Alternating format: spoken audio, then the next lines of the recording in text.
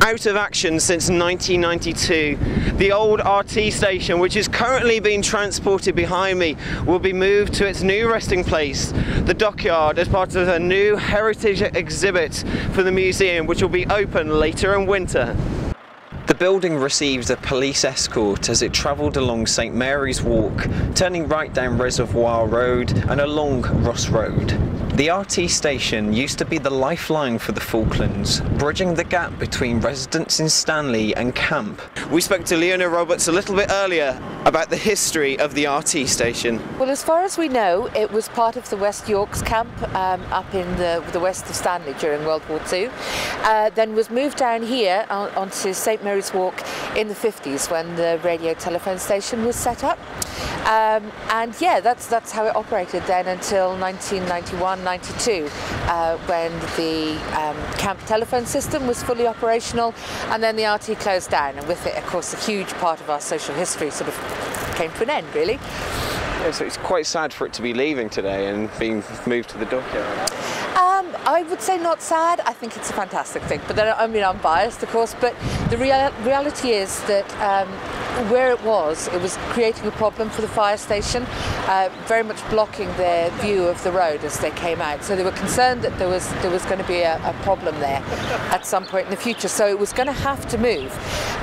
Fortunately, it was agreed that it could come to us at the dockyard to form part of the heritage site we're developing down there, and we will be kind of recreating the RT in the end that the RT was in. And in the other end of the building, we're going to be setting up a sort of recreated telephone exchange. Obviously links very much with the story, and we have part of the original switchboard, you know, that the ladies used to work down there. So I think it'll be a lovely exhibit, and it will show, you know, what the building was really used for at the most important time in its history. The RT station used to be used to pass along messages, from medical complaints to mechanical problems which could be diagnosed down the lines, as well as camp residents putting in shopping orders for their supplies from Stanley businesses.